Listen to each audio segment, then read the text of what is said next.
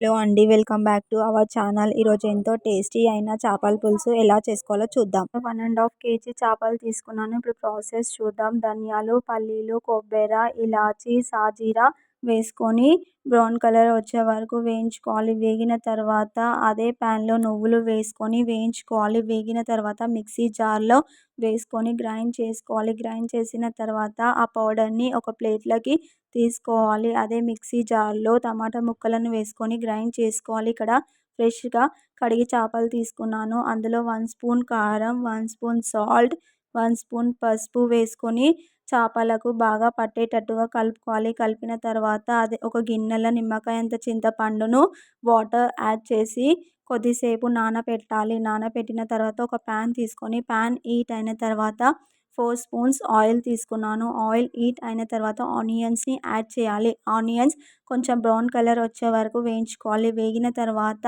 అందులో 1 స్పూన్ అల్లం పేస్ట్ వేసుకొని కొంచెం కలుపుకోవాలి. కలిపిన తర్వాత 1 స్పూన్ పసుపు వేసుకొని కలపాలి. అందులో టమాటా పేస్ట్ని యాడ్ చేసుకోవాలి. కొంచెం కలపాలి ఆయిల్ మీదికి వచ్చే వరకు.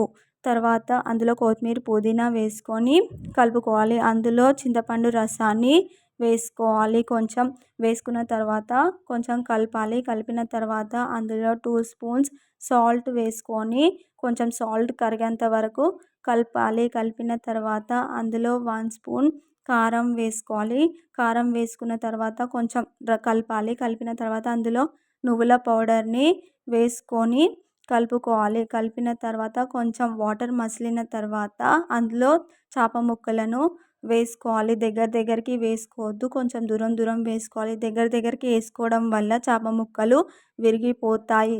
వేసుకున్న తర్వాత కొంచెం సైడ్ నుంచి కలపాలి. సైడ్ నుంచి కలపడం వల్ల చేప ముక్కలు అనేటివి విరగవు. కొంచెం ఉడికిన తర్వాత లాస్ట్లో కొత్తిమీర, పుదీనా వేసుకోవాలి. అండి ఎంతో టేస్టీ అయిన చేపల పులుసు రెడీ. ఒకసారి మీరు కూడా ట్రై చేయండి. ఎలా ఉందో కామెంట్ సెక్షన్లో కామెంట్ చేయండి. Please subscribe my channel.